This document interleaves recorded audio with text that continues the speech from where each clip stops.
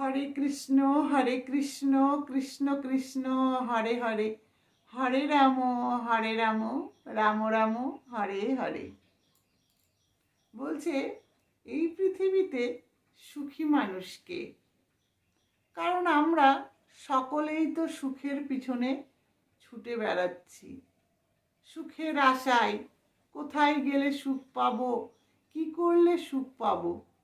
তাই অনেকেই মনে করেন যে যার টাকা নেই সে নিজেকে অসহায় মনে করে, নিজেকে অসুখী মনে করে।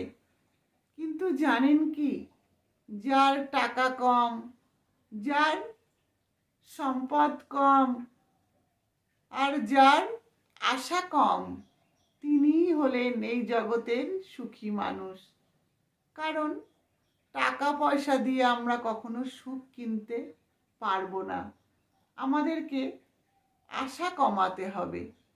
আমরা যদি আমার মনের মধ্যে আশা বাড়াতেই থাকি, তাহলে সেই আশা কখনোই পূরণ করা সম্ভব হবে না। তখনই আমরা অসুখী হয়ে যাব। তাই অনেকে ভাবেন যে যার কাছে টাকা নেই, পয়সা নেই, তার পাশে কেউ দাঁড়ায় না, তাকে কেউ ভালোবাসে না।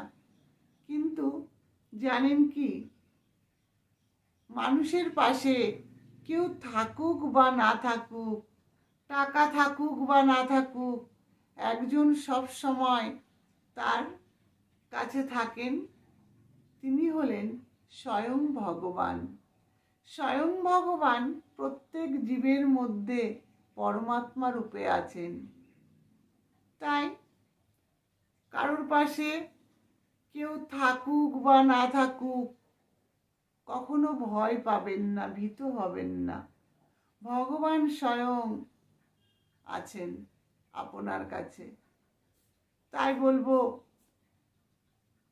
সুখী হতে গেলে আরো একটা জিনিসের খুব প্রয়োজন, সেটা হলো শান্তি।